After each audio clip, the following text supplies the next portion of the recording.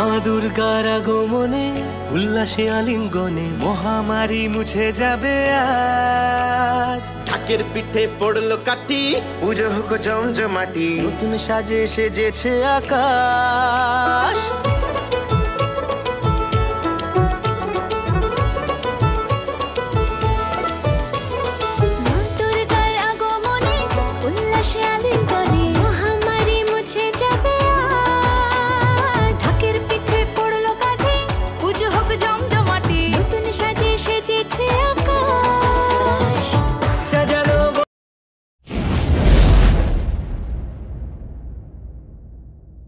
Hello friends, তোমরা কেমন আছো?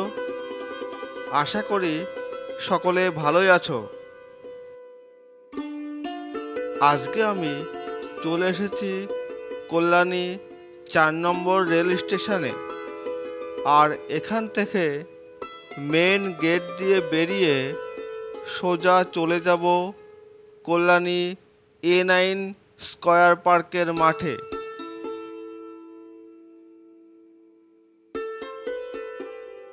স্টেশন থেকে বেরিয়ে এসে এই রাস্তাটি বরাবর বাঁ দিকে 4 থেকে 5 মিনিট হাঁটলেই পৌঁছে যাওয়া যাবে A9 স্কয়ার পার্কের মাঠে।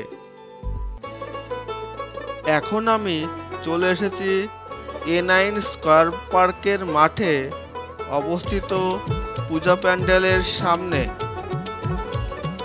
এবছর এখানে দিল্লির অক্ষরধাম মন্দিরের আদলে তৈরি হতে চলেছে পূজা প্যান্ডেলটি। তাহলে চলুন এখনো পর্যন্ত কতটা কাজ সম্পন্ন হয়েছে তা আমরা দেখে নিই।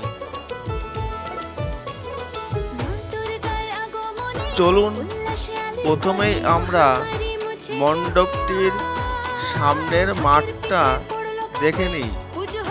এখানে প্রচুর বাঁশ ও কাঠের তৈরি বাটামগুলি পড়ে আছে।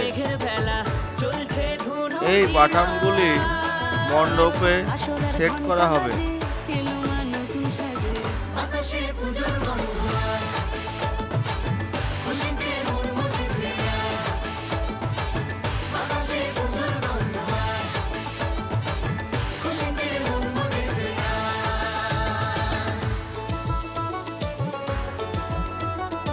এরপর আমরা ধীরে ধীরে মণ্ডপের ভিতরে প্রবেশ করব।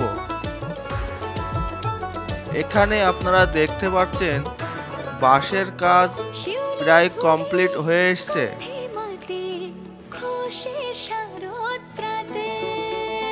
লাগলো দোলা কাশের বনে, হিমেল শরৎ টানে।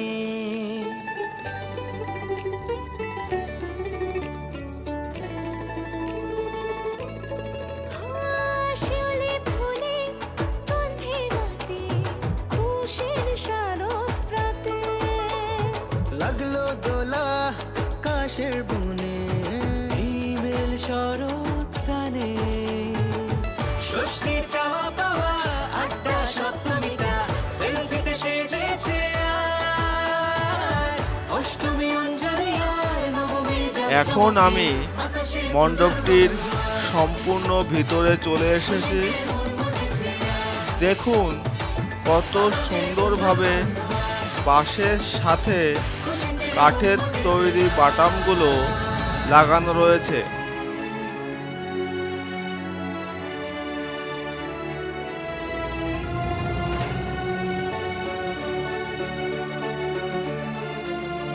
এখানকার শ্রমিকরা দিন রাত সমানভাবে কাজ করে চলেছে।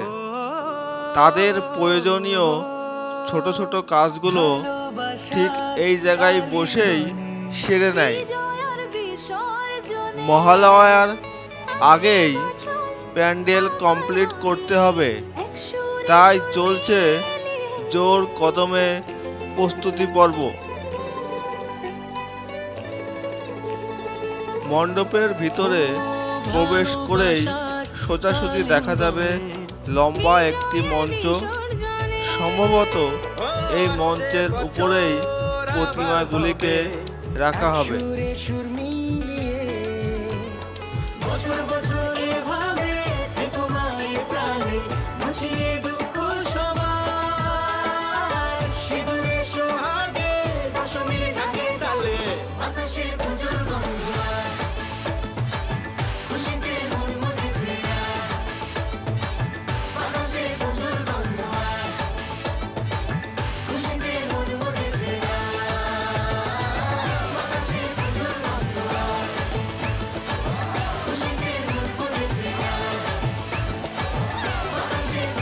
এখন আমি চলে এসেছি মণ্ডপের বাঁ দিকে। এখানেও প্রচুর কাঠের তৈরি বাটামগুলো পড়ে আছে।